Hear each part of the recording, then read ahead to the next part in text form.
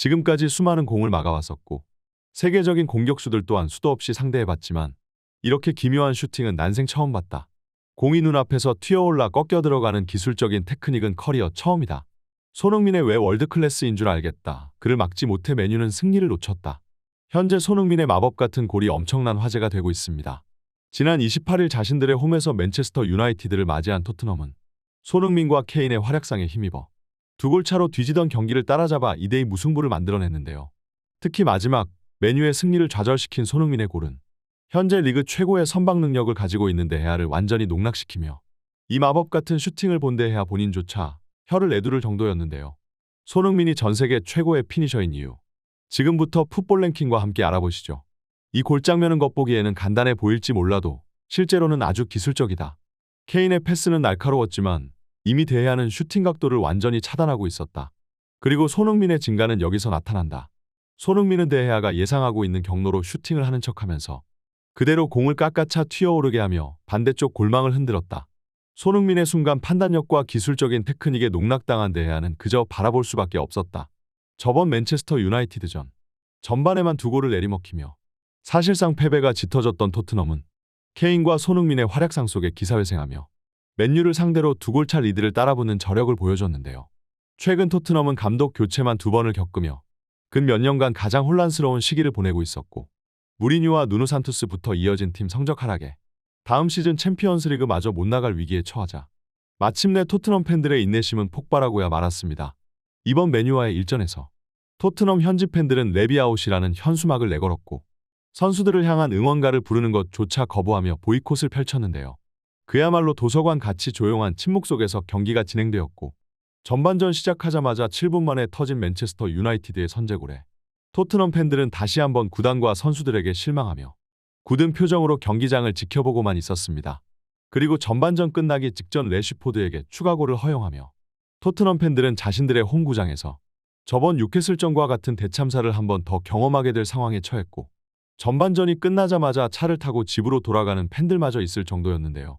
이번 경기 토트넘의 홈구장의 열기는 그 어떤 때보다 가라앉았으며 전반전 2골 실점 후 패색이 더 짙어진 토트넘을 보며 팬들은 계속해서 침묵으로 일관하는 모습을 보여주며 구단과 선수단을 향한 자신들의 실망감을 나타냈습니다. 그러나 마치 도서관만 같았던 토트넘 호스퍼 스타디움의 분위기가 두 선수의 활약상으로 인해 팬들의 응원 열기가 끓어오르기 시작하였는데요. 역시나 다시 한번 팬들을 열광하게 만든 건 토트넘의 정신 그 자체인 손흥민과 해리 케인이었습니다. 이미 의지가 꺾여버려 기본적인 빌드업조차 제대로 안 되고 있는 토트넘의 후방을 보며 해리 케인은 평소보다 더욱 더 밑으로 내려와 볼줄기에 가담하기 시작했는데요.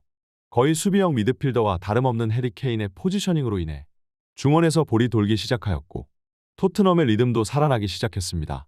케인은 공을 받자마자 전방을 향해 뛰어들어가는 손흥민을 보기 시작했고 다시 한번 손캐 조합의 콤비네이션이 먹혀들어가기 시작하며 맨체스터 유나이티드는 점차 라인을 내릴 수밖에 없었는데요.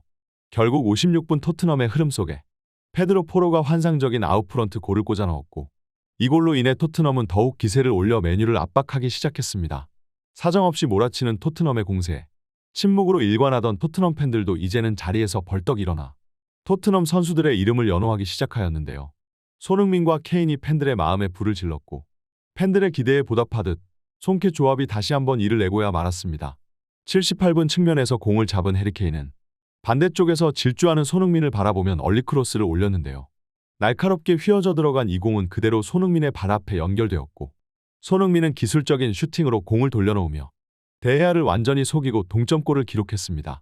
이 골 장면은 겉보기에는 단순해 보일지도 모르겠으나 다른 카메라 각도로 관찰했을 때 손흥민이 왜 전세계 최고의 피니셔인지 알 수 있는 장면인데요.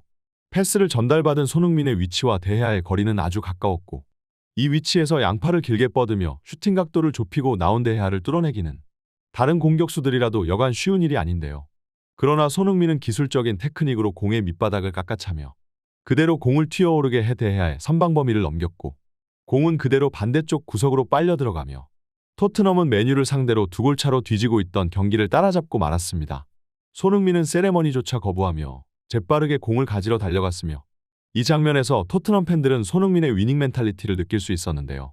그러나 초짜 감독인 메이슨 임시대행은 맨유에게 역전당할 것을 두려워해 손흥민을 교체로 빼며 수비수를 투입해 소극적인 경기 운영으로 기세를 탄 토트넘의 흐름에 찬물을 끼얹었고 결국 이 경기는 토트넘 입장에서 아쉬운 2대2 무승부로 끝날 수밖에 없게 되었습니다. 토트넘 팬들은 여전히 팀의 불만족스러운 점이 한가득이지만 적어도 케인과 손흥민이 보여준 뛰어난 정신력은 자신들이 이번 시즌 계속해서 선수단에게 바래왔던 것이라며 두 선수의 활약상에 찬사를 보내고 있는데요. 손흥민과 케인은 토트넘의 영혼이야. 두 선수가 흐름을 바꿨어. 나는 보이콧을 할 생각으로 경기 시작부터 팔짱만 낀 채 앉아만 있었지. 하지만 손흥민의 골이 들어간 순간 응원을 안 하고는 못 베기겠더군. 토트넘의 한심한 수비진은 이번에도 손흥민과 케인에게 의존만 했어. 이 클럽에 남아있을 만한 자격이 있는 선수는 손흥민과 케인뿐이야. 메이슨 코치는 바보같이 손흥민을 빼버려서 상대한테 주도권을 넘겨줬어. 그대로 손흥민을 경기장에 내비뒀다면 우리는 역전을 할 수도 있었을 거야. 이번 경기로 인해 토트넘 팬들은 다시 한번 손흥민의 클래스를 재차 확인했지만 여전히 토트넘이 고쳐야 할 문제점은 한두 가지가 아닌데요. 팬들은 계속해서 레비아웃을 외칠 것이라며 클럽에게 스쿼드의 개선을 촉구하고 있으며 남은 시즌 토트넘은 최소한의 성과를 거두어서 다음 시즌 핵심 선수를 지킴과 동시에 대대적인 선수단 개편이 이루어져야 할 것입니다. 오늘의 소식은 여기까지입니다. 구독과 좋아요는 제작자에게 큰 힘이 됩니다. 풋볼 랭킹이었습니다. 감사합니다.